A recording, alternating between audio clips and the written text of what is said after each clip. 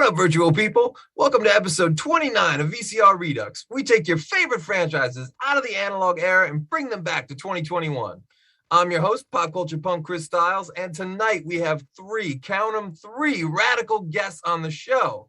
My usual co-hosts, Mr. Ian Klink and Mickey Torres, are out of town on vacay, so we put together an all-star panel of the internet's greatest hits for your entertainment needs.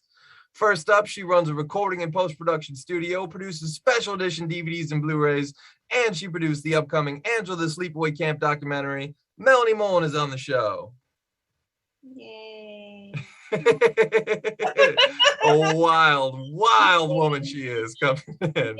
Try and turn that down a little bit here. I think your audio must have peaked on that. Next up, he's half of the filmmaking force known as Retro Fiend Radio, responsible for such classics as The Making of Avenging Force, From Brooklyn Punk to Hollywood Ninja with Stephen Lambert, and BTS Stories with Brian Trenchard Smith. Dustin Eno is on the show. Hey, how's it going, guys? Thanks for having me on. Appreciate it.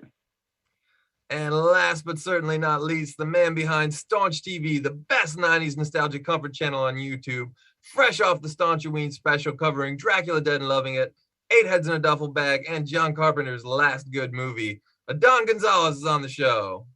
Hey everybody, how you doing? I'm happy to be back here again with you guys. I've been waiting.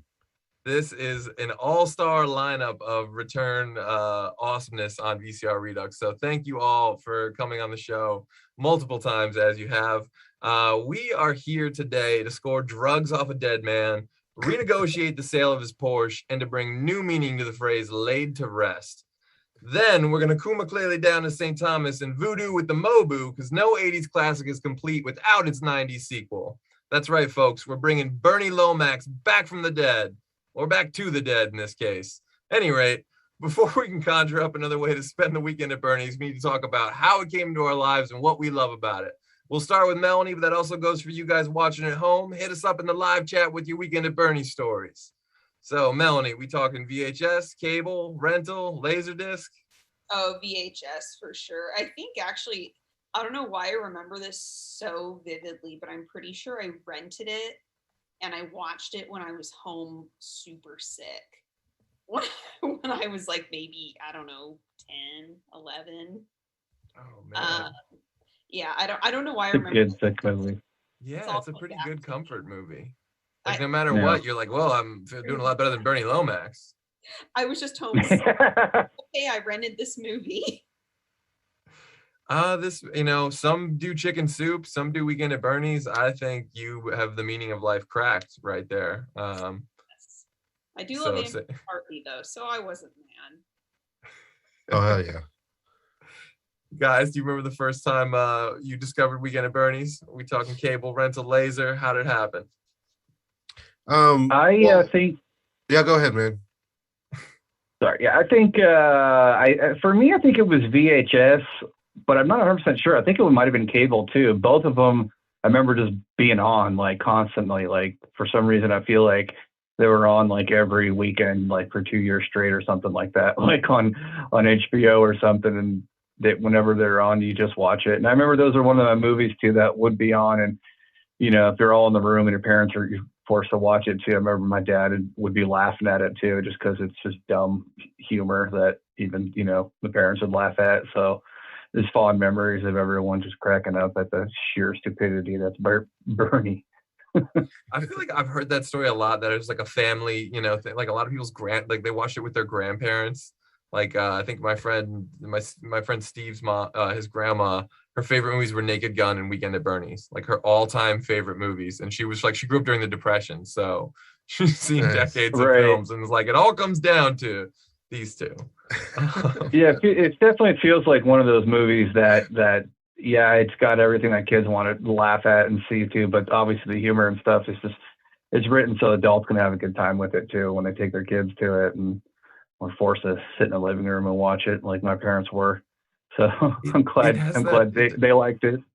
It does have that weird ageless fun though, that like Pee-wee's Big Adventure kind of thing where, fun ages 4 to 40, like it's just, just, especially in the 80s, like you would totally let your 4-year-old watch Weekend at Bernie's in the 80s because it was like, that's just casual cocaine reference. It's not like, too intense. Yeah. Like, a little necrophilia, but you don't see it. It's very, everything's not too explicit. Yeah, exactly. They ride that PG-13 line just well enough in the 80s. They had a cartoon. They even drop one F-bomb, yeah. which is great. Do they? What is the one F-bomb? I don't even remember. The lady I think says like, fuck you. It says in the party, she says, fuck you, Larry, or something to, I think she says, fuck you, Larry, or something like that. It's really funny, like when it happens. I remember just even as a kid, cracking up at it because it's so, whenever there's an F-bomb in a PG-13 movie when you're a kid, it's like gold. Oh, for sure. Yeah, no doubt. Don, you remember the first time watching Weekend at Bernie's? Yeah, vaguely, man. For me, it was the sequel that I saw first, ironically. So, Whoa. I grew up there was a small video store in my small little town, and I remember I would rent Weekend at Bernie's 2 often, along with that movie Pure Luck. You remember that one? Oh my God, with Martin Short and Danny Glover, of course. Yeah. And so I would always double feature those because they didn't have the first one there. You know what I mean? So to me, Weekend at Bernie's double feature. Yeah, for real. And to me, Weekend at Bernie's was Weekend at Bernie's 2 was my Weekend at Bernie's up until, I must have been in my teens by that point when I finally saw the first one. And it was crazy. It was not cool. It was just two-thirds. one of those things. And like full disclosure, not a big Weekend at Bernie's Part 1 fan. Whoa. Is it because it takes too long? Yeah, mainly. As a kid, Wow. Yeah, I watched it again like and I that. was like, come on, like what's happening here? Is the this is the movie I remember as a kid, right? And then it took what I at didn't like least that either as a kid. It takes took so long. he doesn't die until the second act of the movie. Yeah, and And then I feel then, like they don't really go all in until the sequel. Yeah, I felt like Caddyshack 2 was like kind of similar to Weekend at Bernie's 2 in the sense that they just took all the gags from Caddyshack 1 and just made them everything bigger. That's what the kids loved about it. And then sort of Weekend at Bernie's 2, they just ran with the dead person gag with him dancing and just made the movie that because that's what all the kids loved about the movie. I remember not liking the first part too as a kid, just get to him being dead already. But rewatching it recently, like God, the first part is just fantastic though. I mean, just as an adult, it's just I love the slow burn it's really well done now. I mean, obviously it's more of a whole movie. It's amazing that we even it is slow by today's standards, but it's amazing how much times have changed because I'm pretty sure it's like an 89-minute film. It's not like super long. Maybe like 98 minutes tops. Yeah, it's like an hour and a half. Yeah, exactly. Yeah. It's definitely not a full 2 hours. But yeah, by the standard, the way things are set up, like, okay, we get it. Their job sucks. It's just like movies aren't like, movies just aren't cut like that anymore or even shot like that. So it's a totally different, pace of things. But there is a sweetness to that too. Like even in the first one, like setting up Jonathan Silverman's character and, like, okay, yeah, he lives, he's the nerd. He lives, he loves this girl. Larry's the loudmouth and, this and that. Right. But the funny thing is they actually wanted Andrew McCarthy to play the other role. They wanted him to play the Jonathan Silverman role because that was pretty much like everything he had done at that point. He was like the straight man, the timid guy, the voice of reason guy. And he was like, no, he's like, I'm not interested in that, but like if you let me read for the other guy, I'll do that. Right.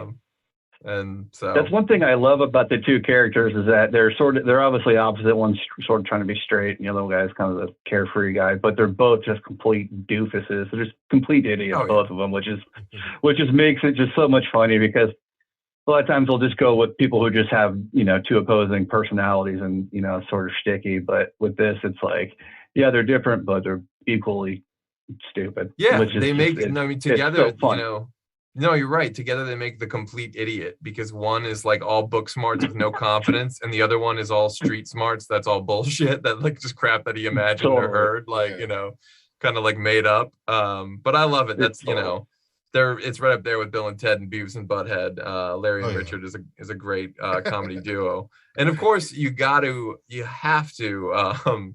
Oh God, there's Ian. There's already some stuff in the chat that's making me laugh.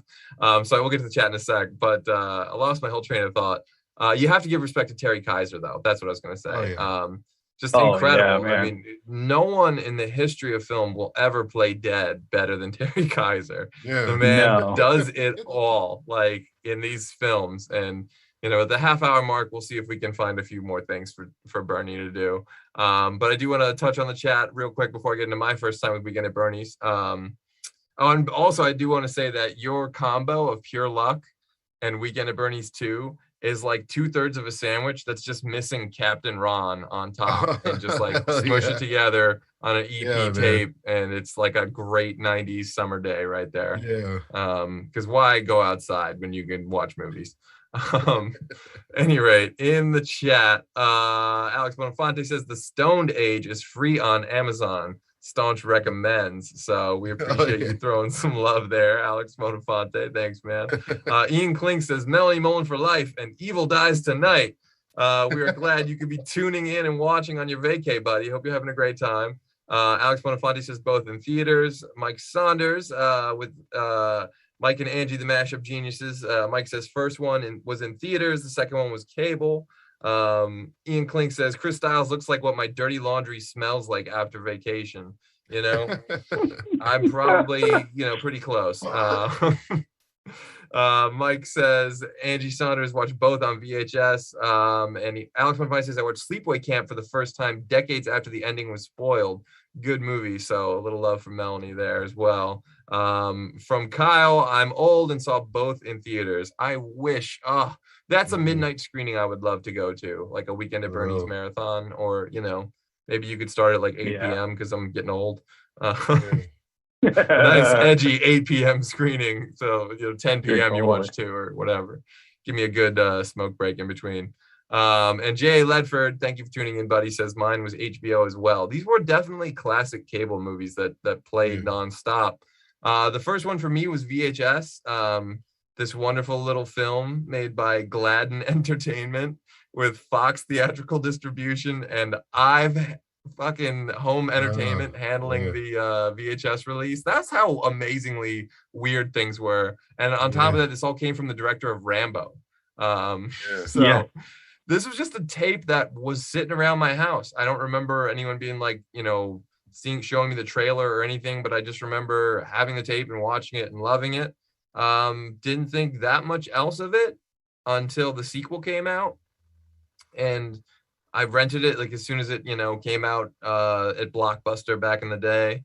But it didn't really connect with me the first time or two I watched it. When it came out on HBO, I recorded my, a taped off TV, not to some of my friends there. I recorded it off HBO, and that was probably one of the first movies I ever bootlegged, if you will, in respectable quality. I was like, wait a minute, this is what's up. You get the whole movie. There's no commercial breaks. There's no, this is fantastic. This is how I'm recording all my movies from now on.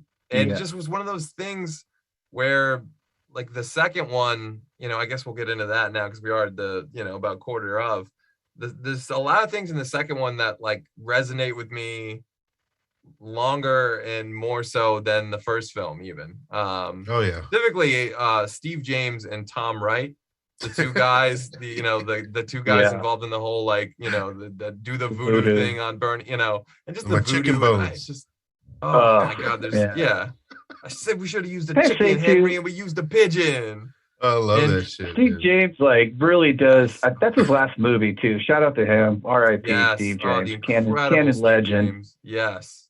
And I've watched so many of those movies. Riverbend, where he turns in these, lead performances where he really tries to give more of a narrative than an action. But honestly, this is a really good piece of acting that Steve James turns in. He's a sincere sort of character, even though it's all full of comedy and silly, completely insane. But he's great at it. His timing is he's perfect at it. Yeah, and if you didn't know any better, you wouldn't even know it's Steve James.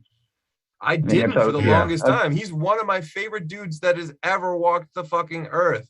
And I didn't know that was him for years because he was so thin and the beard and all this, the suits. It's just so, he's wearing a shirt throughout the whole movie. For the first time he's not screaming. He's he's not just screaming in the camera, all of his lines, it's great.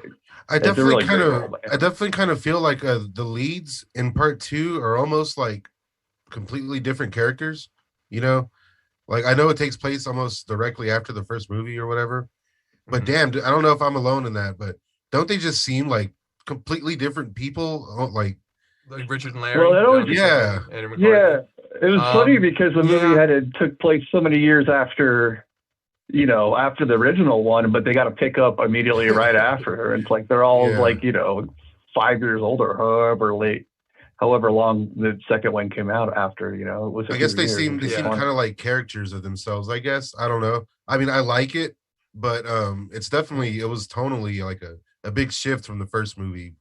Completely, aside from all the voodoo, It's no longer directed by Ted Kochev of Rambo, of First Blood, I should say. Sorry, Ian, I know he's watching, getting mad. But I feel you on that. There's a certain 90s-ness about both of them.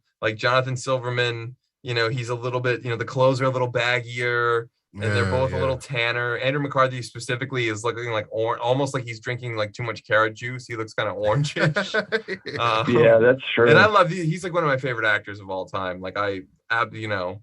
He's one absolute hero to me. I love Andrew McCarthy, but I've heard a lot of rumors, and I think he's probably even confirmed this at this point, that he was drinking a lot during production, on camera, being drunk. And I think when you know that and you watch it, you can kind of see it a little bit in some of his performance. Okay, this day he was sober, this day maybe a little, whatever. What else are you gonna do in the Caribbean? You know, That shit. Yeah. St. Yeah, Thomas. I don't it's know- just- which I don't. As a kid, island Caribbean vacation movies and the Caribbean music was just so much fun. I don't know why, Oh, but like, dude, Last I Resort. you know, like, oh yeah, Last Resort's another Yeah, great one. I mean, I've talked about this with Ian many times. The Weekend at Bernie's 2 soundtrack is fire. Oh, The yeah, like yeah. Kuma Oh, Klele, yeah. Kuma Klele Uma, or whatever the hell Yeah, this is. yeah, Oh, yeah. I love that. Oh, absolutely love it. yeah. And all the little Yeah, side adventures, you know, I feel like that's a defining factor in these movies is like the side adventures. Like in the first one, you had the little kid keeps burying Bernie, and like, you know, the guy who Right. keeps re-killing Bernie, you know, which was amazing, which is still one of the funniest scenes I think Right. I've ever seen on film. And then in this film, Yeah. of course, you have the conga line, and you have like the dickhead boyfriend, which again feels like we're a little bit more into the 90s there. Yeah. The you know, the windbreakers are in full fucking effect on Yeah, Weekend yeah. 2. They're Yeah, everywhere. yeah. The insurance agent guy with like the slick back hair, like that's like one of the most 90s villains ever. Oh, right there. Barry Bostwick too. Yeah, The great yeah, Barry dude. Bostwick Yeah. from Spin City and Rocky Yeah. Horror. You know, I've done like 3 conventions with him, and I'm still like so like when I have this weird thing where like when I really, really, really admire someone, I like get too shy to even like talk to them or like approach them. And he seems so accessible and friendly, the greatest guy, all this and that. But like, I just got to talk to him one day. But I know he doesn't want to talk about Weekend at Bernie's too. Yeah. But I think it's great. He's You know brilliant what? in this. Barry Bostwick has done worst films, so he probably wouldn't care. I mean, Probably he's- one of his most recognizable and successful roles, probably. Weekend at you Bernie's, know, too. yeah, you got Rocky Horror. I mean, who really, you know? I mean, come on. Mhm. You know, time will tell. Obviously, we'll see. Yeah. We'll see what's the real classic 40 years from now. Yeesh. Apparently, I want to say there's a lot of sleepaway camp talk in the chat. So I guess Melanie, you just brought the fans of sleepaway camp. But I don't know if there's too many Weekend at Bernie's fans in there. But our good friend James Young from Punk Rock Geek Den says my buddy had it on VHS in the 6th grade. That is a pretty good age. I was a lot younger. I think I Yeah. saw it probably like, you know, in 89 or 90 or something like that. Another thing that feels different about Weekend at Bernie's 2 for me, it has the Revenge of the Nerds 2 effect, where like again the first one was made by fucking Gladden Entertainment, and I don't you know, like who knows much about Gladden. I sure don't. Yeah. So even though it had 20th Century Fox distribution, the second film is like a straight up Columbia film. It's a studio movie. So it feels like it was like interfered with more. And so it feels like it was maybe sanitized more. It feels like, you know, yeah. there were certain things about it that maybe didn't have, you know, all right, we're spending all this money. We're going to St. Thomas. We're going to be up your ass on every little thing you do. Not like, you know, again, I'm not talking shit on the movie. I love Weekend at Bernie's too. But Yeah. it just certainly feels a little somehow less edgy, even though now you have like voodoo and all this stuff. Yeah, for sure. It's almost Yeah. like it's like almost like a cartoon or something. Yeah, like if the Weird. first one was Yeah, PG-13, definitely. like the second one could almost be PG. Yeah, for sure. Yeah, the first one's shot by, you know, the DP is like a French New Wave DP, Francois Proté, or however you say his last name. But he did like a bunch of like old school French New Wave stuff. So like when you watch Weekend at Bernie's, it's very well shot, very composed. I mean, there's like some dolly slide shots for when they're in the office and sitting down. I mean, it's you know, they didn't skip on the DP, but the second one, they just hired the camera operator from Bernie's from the first one and made him the DP. Oh, They're like, really? "Just I didn't even know that. Yeah, they're like, you just come on board since you already with the camera operator. And he, you know, that was his first gig was that. And, you know, Oh, wow. and probably, and then they obviously made the writer, the director. So they definitely cut corners and were like, look, we have the formula. We got the formula now. Let's just bake the cake and cut the corners. I mean, that's just my impression. That's why else I would they could see hire, that, yeah. you know? I could see that. Like we're doing So, Bernie yeah. Hawaiian style because they want to do everything Hawaiian style. And I'm Yeah. not going to complain, obviously. Anytime they want to Right. do things Hawaiian style, I'm like, well, it could be worse, you know, it could have been on ice. So Yeah. I actually ripped this too. That VHS I would rent all the time. I eventually just kind of made my own copy. on tape, along with Miracle Beach. So that also made for Oh a yes. fun that also made for Oh. a fun double night viewing there.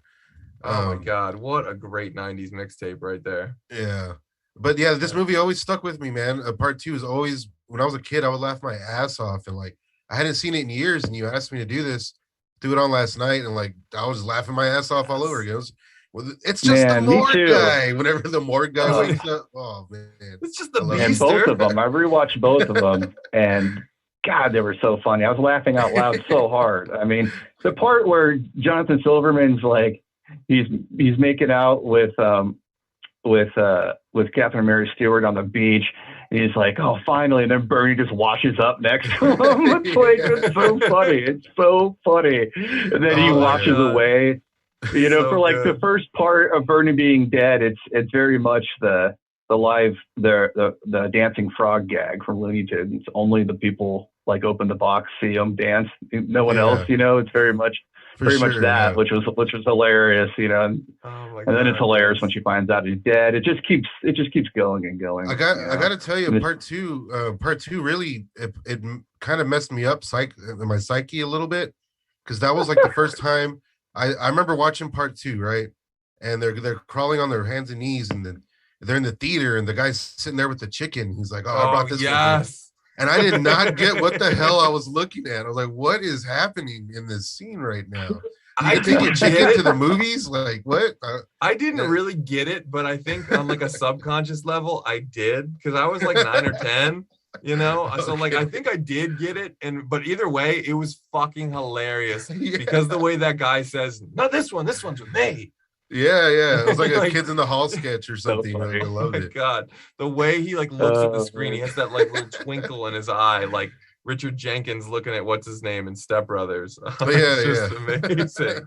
I love those shots. But I know, Melanie, you said you weren't as big of a fan of two, right? Like you kind of preferred one. I literally don't remember. Like, I know that there's voodoo stuff in it, but I can't tell you the last time I watched it. I did not have time to watch both today, so I was like, well, I'm gonna watch the first one. And Well, again, thank you so much. I really appreciate you doing the show. but yeah, part two, I can't even comment because I have like no recollection of it. Okay, fair enough. Well, we are filling you in on the broad strokes here. And speaking of those, in the chat, Ian drops an interesting little bit of trivia that I almost forgot about. But when they're doing the submarine tour, and Barry Bostwick's down there and he sees Bernie walking on the ocean floor and he freaks out, the submarine tour host is the voice of Patty Mayonnaise from Doug. So you'll recognize her voice in an instant, the way she says, like, "Hey man, we're 50 feet underwater down here." I'm doing a terrible impression, but that very, very, very recognizable voice. And the funny thing is, she actually kind of looks like Patty Mayonnaise. And like, if Patty Mayonnaise were a real person, like, she would look pretty much like she's drawn, like short blonde hair, kind of, I have to go back and check that out. Funny. Yeah, it's been a while. And that was always one of my favorite, like visual gags in the movie. And like the thing, again, you don't realize it at the time, but like Terry Kaiser had to fucking suffer to do this movie. He had to like keep being holding your breath underwater like that and shooting underwater all day is exhausting. And it's very dangerous. Like you can get sick, you can get hurt, you can, all kinds of things. Like I remember, I think it was Kane Hodder talked about that, or maybe I think it was CJ Graham doing the ending scenes from Friday the 13th part 6, where they like chain Jason to the bottom of the lake, and he was like, "That's the most exhausting work I've ever done. To just in and out of the water all day, hold your breath as long as you can. All right, signal for the hoses. All right, you're not dead. All right, let's do it again." But yeah, the that suffering. did not look easy. Oh, totally. Yeah, that looked miserable. They did the Fandom Spotlight Terry Kaiser panel that they did. He talks about I think he broke some ribs, which is funny because in IMDb there's says a stunt guy for him broke some ribs and hit his head on one of the buoys when he's getting dragged through the water on the back of the ski boat. But in the panel, Terry Kaiser said it was him. He broke some ribs and hit his head and stuff like that. And then after that, he started saying, "Hey," innocently asking, "Hey, Can you show me exactly what you're talking about before we just show me what you want me to do before we shoot this, and then I'll do it. And after that, they started backing off on like what they wanted him to do and stuff. But yeah, the stunts are crazy. But a shout out to Conrad E. Palomazano, who was the stunt coordinator on there. Legend. The guy's done over like 270 movies, and he's one of Lambo's, Steve Lambert's friend of the show, one of his mentors. Lambo's worked with them a bunch of times. So oh man, with him on both weekends 1 and 2, you know, because it's a very stunt heavy, gag heavy, you know, oriented movie. So at least they didn't skimp in that section and hired a pro, which was nice, which is probably another reason why they all worked out so well. I mean, I gotta figure, even though it was a slog.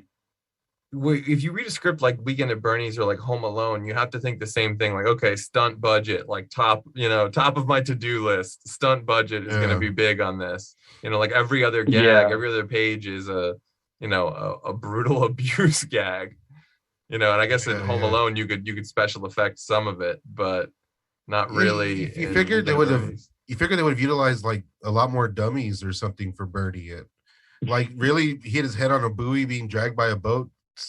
That probably like that's insane. Like, why the fuck was that? I would rather use a dummy. Yeah, watching it, I'm like, oh, that's a dummy or whatever. You know, you're like, why would that actually be a person? That's insane. Like, you know, you know what though? In '84, they had developed dummies that could kick and flail their arms and be dropped. They did it for Temple of Doom.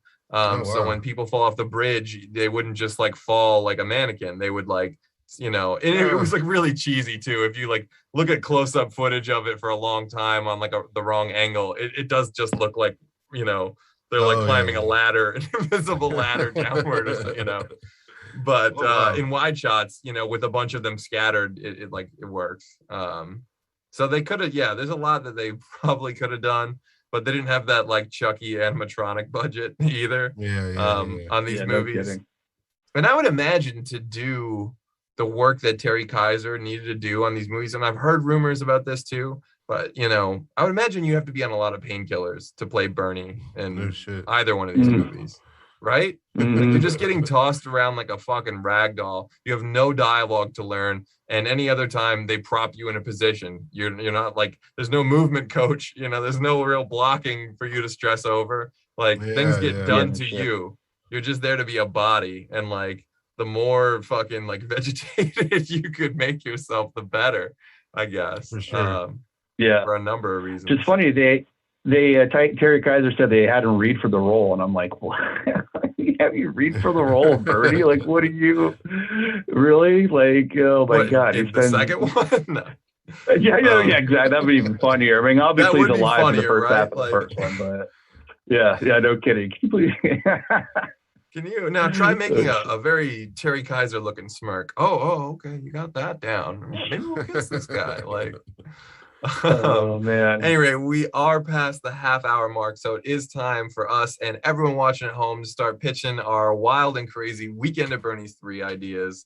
I guess there is some serendipitousness that we put Dead and Loving It in the title, considering, Adon, you just covered Dracula Dead and Loving It, one of my favorite movies on your channel. And obviously the fact that he has a zombie face on the thumbnail for this video is, you know, like the elephant in the room. So I guess we have to start there.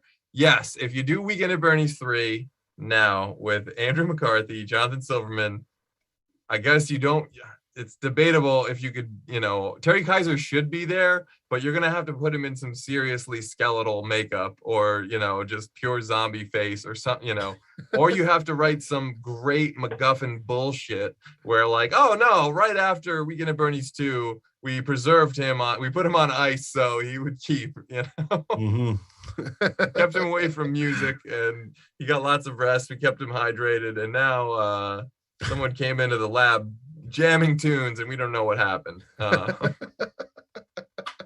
mean, right there you have the Return of the Living Dead 3 take. Hell yeah. On Weekend at Bernie's, and you know, pretty much anything that gets Terry Kaiser up and you know, moving to James Brown to ask music again, I'm all for it. Oh, I love it. Oh shit. But I don't know, do you guys have any wild and crazy takes or anything you want to see, like, I don't know, 9.5 Weekends at Bernie's, or some, you know, raunchy version. Yeah, I didn't know. Like, I'm thinking the only thing, what could they do is like, he's still in the Caribbean. Maybe like, he's been a tourist attraction all these years, and like the music actually keeps his body sort of, alive because it's moving. And It the doesn't salt allow water it to. preserves him somehow. Right. I mean, he could be like really corpsey still, and like look kind of Walking Deady. But it'd be funny if like they just decorate him at Christmas and bring him out and decorate him, and put Christmas lights on the arrow around his head, and Halloween and stuff, and he's a big tourist attraction for like the Caribbean, and then because of COVID, like the tourist dies down, tourism dies down, and so like Bernie's not moving anymore, and so like he's gonna rot totally, and so like until Jonathan Silverman and Andrew McCarthy have to go down to the Caribbean and somehow figure out a way to save him and get tourism going again and keep him dancing, keep Bernie dancing. I love it. They had the carnival in too. He could be like it could be like a Day of the Dead thing, and Bernie leads the parade or something, and then why not take that one step further and go full on Carnival Cruise and take that even more further into batshit crazy town and do Speed 3, Weekend at Bernie's 3, Cruise Control. Yeah. Oh yeah. Bernie kidnaps a boat. He plays the Willem Dafoe character. Man. And it's dead ass Bernie, like just passing like demands on like a note. Like we don't know who's really pulling the strings here.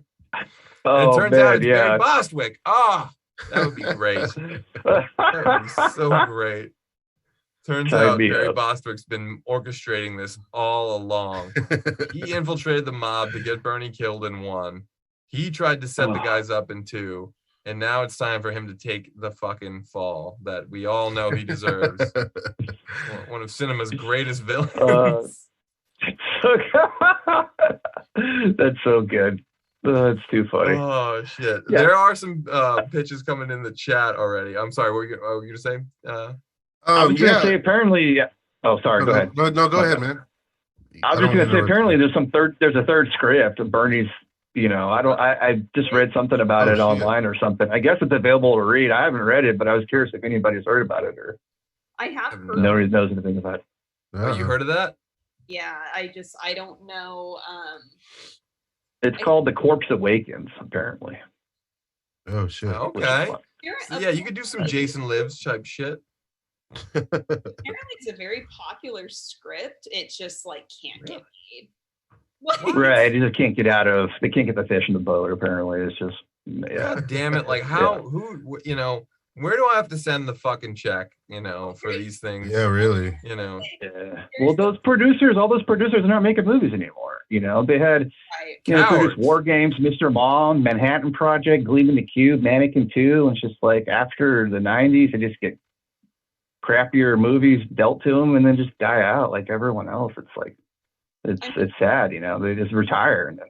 Here's the thing, though. It's like I think if studios knew that there were millions or if Chris had the ability to go see the film 5 million times each time, then I'm sure they'd be like, yeah, all right.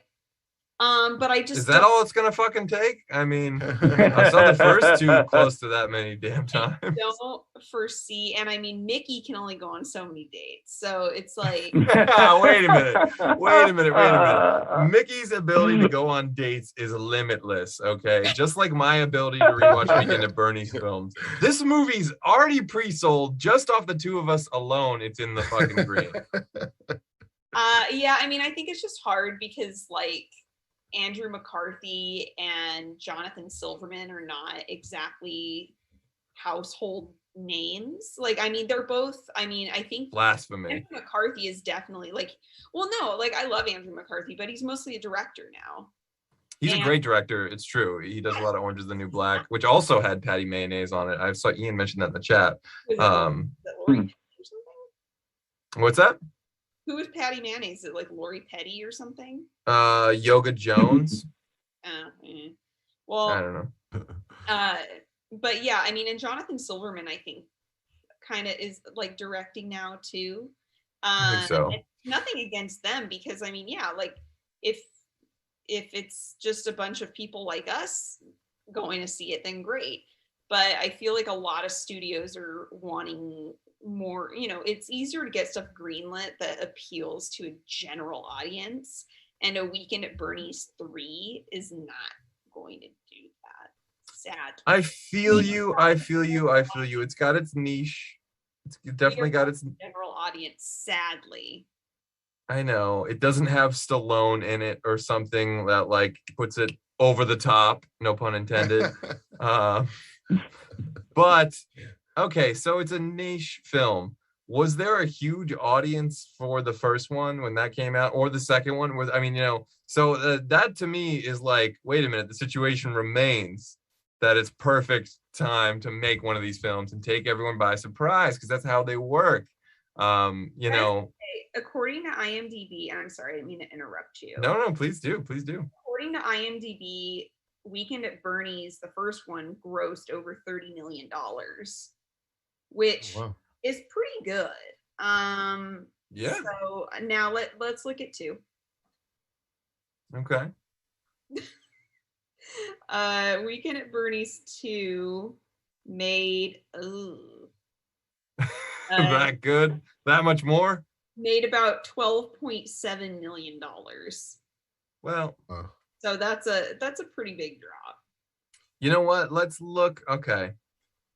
I got nothing to defend this because they both came out in high competition like times. I think one opened like the same time as like Jurassic Park, and the other one was like the summer of '89, which is like the most stacked summer ever. All right. That I blame on studio interference. Like Revenge of the Nerds 2. They made the first one to lose money, to be a tax write-off for all their Star Wars profits. So they didn't fucking check at all. They didn't come around set. No studio guys looked at dailies. They didn't give a shit. And so they let these people free to make a party and film it. And that's what Revenge of the Nerds 1 is. So then when it comes out and it makes money, and then it's too late for them to promote it and capitalize on like being a good film and really make money on it, they say, well, let's just make a sequel and we'll be more involved this time. And then every time they get more involved, the quality bar just kind of keeps going down. But again, I'm not shitting on Weekend at Bernie's 2. I absolutely love Weekend at Bernie's 2, but it was probably made with more money than the first one, in like a more laid back environment, St. Thomas-ish or wherever the hell they actually filmed it. And I don't know. Yeah, it's tough. Everyone's, a few, years later, things are just a little bit more expensive, I don't know. And you were talking about Andrew McCarthy and Jonathan Silverman are not household names. That just shows to you what kind of trouble the American housing market is in. That's a very scary statistic for you long-term homeowners out there. You guys better get on this shit. This problem's not gonna fix itself, America. But I do want to touch on some of the pitches in the chat. Alex Bonafonte says, pitch, The Weekend at Bernie's trilogy by Hazelight Studios. Director Joseph Ferris makes another coupe video game masterpiece. The original cast is reunited to relive and extend the first 2 films, and the first 2 films offer the chance for various fresh humor situations, plus more Easter eggs in the form of Bernie answering machine tapes. Okay, that's interesting. That's There's a backlog of Bernie back deals. That'd be so funny. Yeah, that could be interesting. Yeah, examining the last like 5 deals Bernie made. That you might have something there. A little bit of Wall Street. Bernie never sleeps. Something like that. I'm in. What about like a Bernie sighting? Like someone swears, I saw Bernie like walking, in Barry Boswick season. Paris. Yeah, I saw Bernie lives. I saw Bernie walking in Paris, and then people are I guess trying to find him and kill him again. I don't know. It's just I'm all for it. I love that because it reminds me of a little film called Eddie and the Cruisers 2, which, if memory serves, also was distributed on home video by Ive. And one of the reasons I always mention Ive, for those that don't know, is Ive studio president Jose Menendez is famously murdered by his two sons just a couple years after these movies came out. Actually, the year of, I think it was 1989. The trial didn't start until like 92 or 3 or something, but because that's what it's like when you're a millionaire. Any rate, that's kind of dark. Getting back to the pitches. Getting back to the Menendez. Yes, getting away from the Menendez murders and back to the pitches. Alex Bonafonte also says, pitch, the trilogy finishes in Atlantic City, 1989. Says the extent of Bernie's criminal enterprise is used to make satire of certain famous unnamed people. Some levels will feature 2 drunk women kidnapping Bernie. I'm into that scene. That sounds like a good scene. He says both films occur in 1989. That's canon. It's called Rigor Mortis. Did I spell that right? I believe you did. Right enough for me to get the thing. He's going on here. He says gaming in general is fertile ground for ragdoll physics jokes. Hence, they're a great platform for Bernie. Okay, I just occurred to me that these are all video games now that you're pitching, sort of like a Leisure Suit Bernie. But I'm for that. That sounds great. Bernie, okay, then I'm getting razzed in the chat from Kyle. Bernie never sleeps. Don't you mean Bernie is not at rest? Here's the thing, though. I thought about this briefly, and based off, Melanie saying it, I can't help get the idea that like Bernie lives somehow. I don't know what it is, but like it's magic. It's the power of Christ. It's like literally, it's formaldehyde. It's Indiana Jones in the cup of Christ or whatever it is. Somehow, how do we get Bernie back to life? And then that's the movie. I don't know. Maybe I'm nuts. Well, you can bury him in the sand like a mummy. Like that's all. Like they always find mummies in the sand in ancient Egypt, but preserve them pretty well. They could fucking bury him at Pet Cemetery. Oh my God. Oh, there you go. Stephen King, I know you're watching the show. Just write it. Yeah. I think I think part 2 I think part 2 sets up part 3 perfectly. I mean, so you got Bernie, and then you also we have the two goats, you know what I mean? That they're both sentient now. So there's your perfect team. And we have an animated intro and outro. Do it animated. An animated Bernie with the 2 like Rasta goats, you know what I'm saying? Going on wacky adventures. You don't need actors returning. You don't got to worry about timelines. Bernie would be a great cartoon. And we've already seen the animation, you know what I mean? So throwing the 2 like a Beetlejuice style cartoon. Yeah. And then the goats can look into his past dealings, his past, whatever. And then that can also be like, we can bring in everyone else's ideas to the cartoon. God, as a kid, I would have watched the hell out of Bernie's cartoon. Yeah, man. Like and I think, wasn't it like... Oh, my God, yes. Oh, was it Columbia? God, yes. Was it Columbia? Or who put this movie out? Was it the second one was Columbia. Yeah, so that's Sony, right? I mean, Sony Animation Division. I mean, they can crap this out overnight, probably. They could make a custom PS4 or PS5 Bernie edition just for this game with special skins and controllers and stuff. Just for Alex's game. I'm all about this game, Alex. He's going wild in the chat today. He's got a lot. He says a way to get an idea of how it be. It says Bernie on Dancing with the Stars. Hey, that's actually pretty fucking brilliant too. Now that I think about it. Funny. Bernie 3 is a dance movie. I am all for it. He's gonna teach a bunch of fucking hood ass kids like how to like put your best foot forward, quite literally. Sometimes you have to get up to get down and boogie down. At like 8th grade dances and stuff when I was younger. I used to do the Bernie walk and like no one knew what I was doing. Years later, it became like a dance. They call it doing the Bernie, but which is wrong. No, I remember that. It's doing the Bernie part 2, but it's whatever. I was way ahead of the curve on that one. Seriously, wow. I think the 2 greatest dance moves in cinema history are unquestionably the Bernie, like the kind of almost a pre-Roxbury head bop to it as well. Yeah. Like the way he kind of like first starts doing the head and then the body starts going. It's winding up. It's so funny. And the African Anteater ritual. Yes, of course. Yeah, of course, the African Annie ritual. Oh my God, so good. You must be in special ed. You know, it's a crime that Steve James is no longer with us.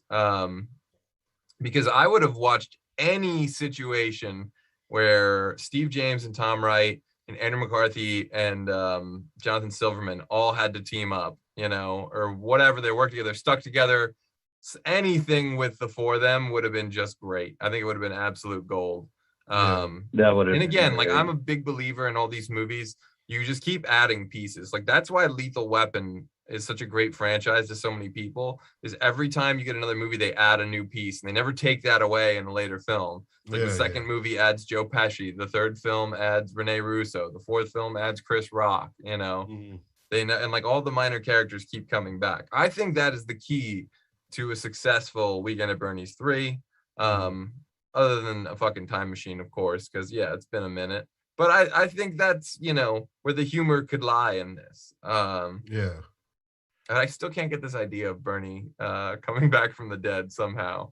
Or being reborn, reincarnation, like, you know, it's almost like Weekend at Bernie's, like, you know, biblical word here, you know, Weekend at Bernie's Armageddon, Weekend at Bernie's Apocalypse, Weekend at Bernie's, you know, whatever, you know. You totally do that. Just have like a cave painting and it's like Bernie, and that's your intro, you know. It's like was way more to him than we know, you know. Like with the voodoo doll, what the hell? Like she had a voodoo doll of Bernie, you know, like shit goes Bernie pretty deep. Bernie could be like Bigfoot now, you know. Yeah, you know, who knows what he had his fingers in, business wise and scheme wise, and could get crazy. Yeah, I mean, all sorts of like mob bosses will want him to find different types of treasure. Full of just sunken Spanish armadas. Yeah, you could have like an interesting cross section, you know, like a couple different mob families feuding, and somehow Bernie's in the center of all of this. Right. And somehow, for all the years, all the mob families have like they've shared Bernie, you know, like they each used Bernie to gather treasure, you know, but now something's happened to where one person wants Bernie all for themselves. Or Bernie goes rogue or something, and it just like inadvertently starts a war, you know. Yeah. Oh my God, that could actually be really good. You got to get some Sopranos guys in there. You got to get Paulie Walnuts or somebody, some actors in there, or Frank Vincent. Exactly. I don't think Frank Vincent's alive anymore, but that makes me sad. It makes me very sad. Alex Bonafante in the chat says, add Michael Winslow. Why the fuck not? He makes everything better. Add Michael Winslow. Add Michael Winslow. Steve Guttenberg, we'll throw him in there too. Well, the Goot, you know, I want to keep him available for my pitch for Cocoon 3. Because, I mean, we all need it. Clearly, the world is clamoring for it. Yeah, we're stepping all over each other. If anybody hasn't seen Lava Lantula 1 and 2 on Tubi with Steve Guttenberg, I'm just going to say you're missing out. That's all. I haven't. Is it Lava Lantula or is it Lavantula? I don't know. I think what you just said. I'm is slightly incorrect. dyslexic, so I don't know. So I don't want to. I'm not going to say. No, I was just going to say I think it's Lavalantula. Okay, that makes so much more sense than Lavantula. I think my dyslexia has been reading that title wrong every time I've seen it. I'm not. Yeah, when you said that, I'm like, I'm slightly dyslexic too. I'm always reading things incorrectly, so I could easily be wrong. But regardless, Lavalantula, come on, Steve Guttenberg, B movie, volcanoes, tarantulas on fire. We'll get back to Bernie's now. Sorry, but that's just no, that is gold, and I live for those types of movies, anyways. And it brings up an interesting point. Like, why couldn't we have Bernie be the hero in the next Sharknado, or why couldn't Bernie take over the Indiana Jones franchise? Right. I mean, he could really do anything. You insert Bernie anywhere. You're gonna have a goal. Why couldn't Bernie go on a If Looks Could Kill type adventure? Get confused as Michael Corbin. Well, you Americans really are shy. Yeah. You don't say a word. Right. That's all right. Yeah. And just to piss Ian off, we're going to have the soundtrack by Dawkins on top of all of that. Yes. Oh, yeah. Shit. Ian's not here, so he's getting all kinds of mad. There are some more title pitches. There are some more title pitches in the chat that I like. Weekend at Bernie's 3, Bernie's Revenge. That's interesting. In the coming back to life thing, the Frankenstein effect, maybe that's the next way to, you know, because we want to see Bernie in different ways. We've essentially kind of seen zombie Bernie already, but not full on zombie Bernie. So I think Franken Bernie could be really good. That also sounds like a breakfast cereal that I would enjoy very much, like Franken Bernie. Franken Bernie. Oh man.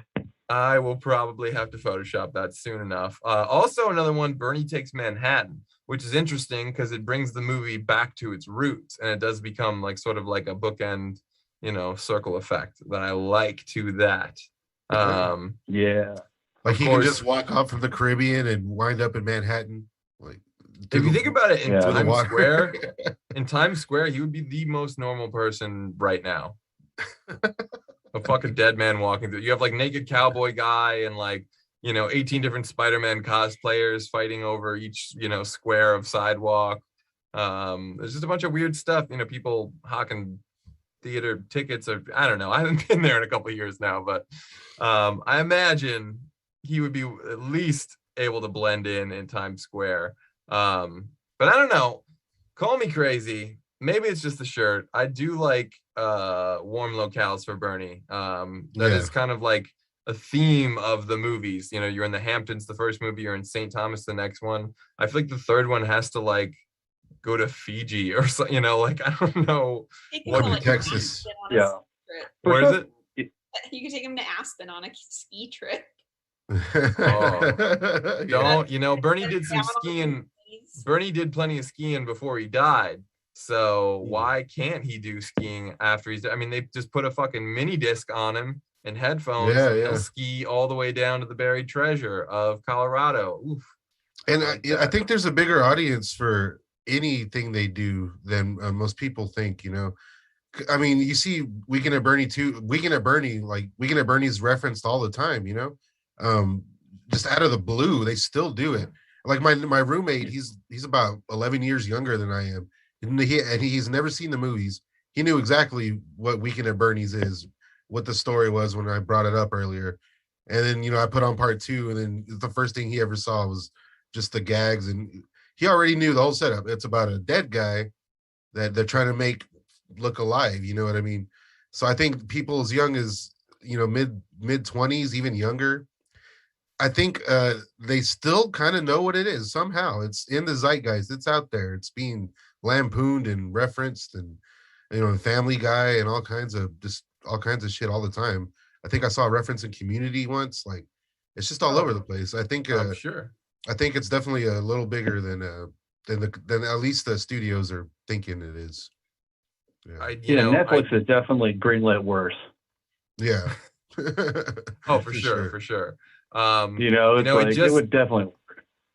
I think it just hit me, and there are some in the chat, and I'll get those out of the way before I get to my pitch, the thing that just hit me. But there's Star Wars Attack of the Bernie Clones. That's very interesting. Somehow we clone Bernie, so there's an army of Bernies. That is gold. Take my money.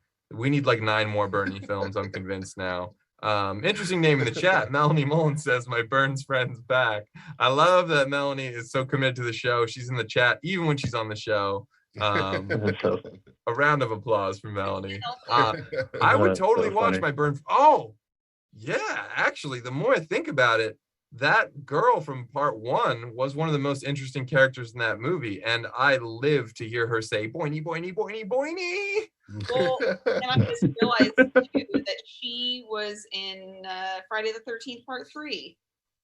Yes? Yeah, she plays Vera, who gets shot with the spear gun. That's her? Yeah. Wow. I never well, I haven't watched it in, you know, years, but yeah, it's Catherine Parks. Oh man, I love the way she saunters down the stairs like ookie cookie cookie ookie cookie, you know, just like so funny. You know, lights the cigarette like, you got any scotch? But it hit me. Oh my gosh, yeah. There's also a Freddy versus Bernie suggestion in the chat, which I'm all for. Freddy stands no chance. Bernie can't be killed. He can't be stopped. It's like the T-1000. The T-1000 can take Bernie, but it just hit me when you guys were talking about skiing and all this stuff. Weekend at Bernie's 3, Cocaine Mountain. That's right. Oh, Cocaine Mountain. and You get and it make it a all. You get the Christmas movie. mob and you get Aspen. And you know what else they have in Aspen? They have hot tubs and they have parties and a social club, traveling Yes. parties, all that stuff. There's skiing, and that's a Yeah. metaphor for fucking doing cocaine. And this is the perfect thing because that's kind of what killed Bernie in a sense. His recklessness, which stemmed from his greed, which stemmed from his cocaine habit. Yeah, and then Bernie has to save Christmas and get all hopped up and deliver Yes. presents in the snow because it's like no one else can do it, but he can because he did. Weekend at Bernie's 3, Christmas time at Cocaine Mountain. Oh, Oh man, take my My money, credit card God. swipe, boom. just when Man, I thought the jeez. perfect film didn't exist. Shit, I think that is incredible. You know, whew, I don't know if we can top that. Which is You good heard it because here we first. are we are just about out of time. So again, you guys are all coming from some incredible places on the internet and doing some amazing things. I do want to give each of you guys a chance to plug anything you might have coming up in the works. So don't be shy. Whoever wants to go first, Don, Dustin, Melanie. What do you got? What do you got? You can tease the people at home about. Yeah, I'll go first then. How about that? Please join me over at Staunch TV. We got lots of fun stuff coming up this month. I have my Hackers retrospective coming out featuring Renely Santiago, the Phantom Freak. He was a lot of fun to talk to. I'm going to be doing a Welcome to the Dollhouse retrospective with Brendan Sexton III. So that's going to be awesome. Yeah, it took me a while to get a hold of that guy. So I'm also I'm really looking forward to talking to him a lot more about his other movies too. My name isn't fucking Warren. Yeah. He was in this great movie called Hurricane Streets back in the day. I did a review on that. All my Staunch Halloween stuff's out right now. It's that last month was a lot of fun. I've been watching and reviewing a lot of bad music videos. That's been fun. Things are happening at Staunch TV. I would love to have all you over. Hell yeah! Oh, That's about it. I always love coming on this show and talking these sequels because I know, much like Chris, like we ponder this for lifetimes. Like I've thought so much about a sequel to, I mean, not just Weekend at Bernie's, but I mean all kinds of stuff. So if y'all ever do this again, I'm ready to hop on over. I'm just throwing it out there now that at some point we're gonna have to do a Blank Man episode and come up with a Blank Man 2. I definitely need you back for that one, my man, because I think you already did Blank Man stuff, right? I have my Blank Man review coming up. I'm doing all the Wayans movies from the 90s. Oh yeah. Again, you guys are all, the three of you, every one of you on this show, you all do God's work, and I'm the biggest dork fan for all you guys. Yeah, seriously. I'll definitely get all y'all's info, and I want to see what you guys are doing too. So. Oh yeah, Dustin, Melanie, anything you guys got coming up in the works? I got we got crew stories coming up with Don Perry, who was music supervisor on like Reanimator, Night of the Comet, Cujo, Ghost Warrior. He was Girls Just Want to Have Fun with Jonathan Silverman. With tons of other stuff that he did. Really interesting. We got that coming out in the works soon, and just a bunch of random stuff. I think we're working on Tom Stern DocuCast Stories Part 3. We're going to go into, I think, Clay Pigeon, which was his Lost movie. I think we're also going to do, we got more Lambo stuff, more Sam Furstenberg stuff coming.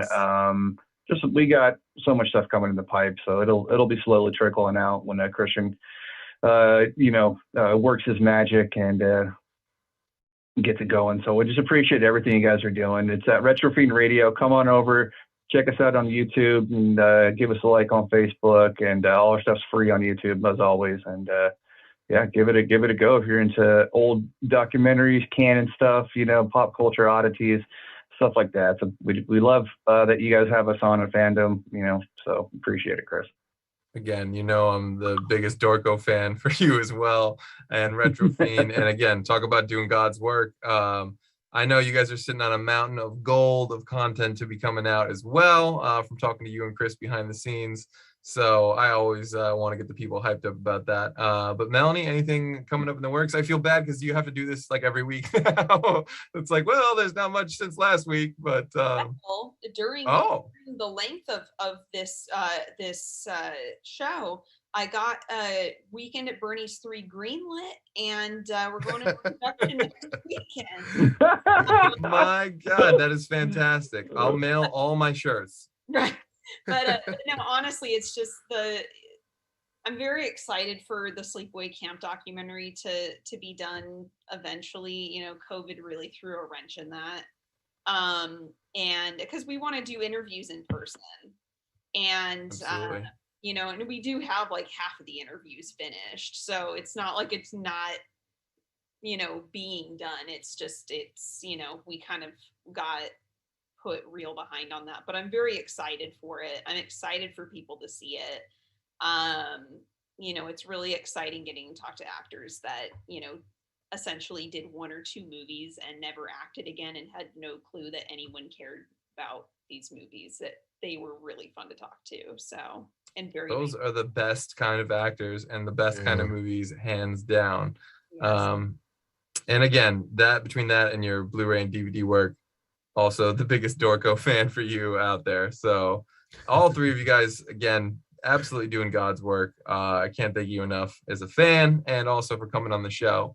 I do want to mention to everyone at home, if you enjoyed this episode, you might want to check out our newly released Terry Kaiser panel from RetroCon. Also, remember to tune in to Tuesday's Fear the Walking Dead Reactor panel featuring our very own governor, Captain Kyle. And of course, we want you to tune in next Wednesday at 9 p.m. when we serve up when we serve up some Ninja Pizza with a Coke and a slice of Vanilla Ice for our Teenage Mutant Ninja Turtles episode. Oh, awesome. Yes. Oh, man. And yes, it's I know Vanilla Ice. Wake me up next Wednesday, man. Jeez, Louise, that's a lot. And yes, before you ask, it's strictly 90s live action territory. We're not touching those Michael Bay films or any of that stuff. So that will be one you guys definitely don't want to miss out on. As always, if there's a particular movie or TV franchise that you want us to cover on a future episode of VCR Redux, let us know in the comment section on YouTube. And since you're already doing that, you might as well go ahead and like, subscribe, and follow Staunch TV, Retro Fiend Radio, Rick Barth and the Line, Fandom Spotlite, Howl 9 Network, and Pop Culture Punk. And keep your eyes and ears on the lookout for the Angela the Sleepaway Camp documentary. And until then, back up those Betamax, rewind those laser discs, and we'll see you at the movies.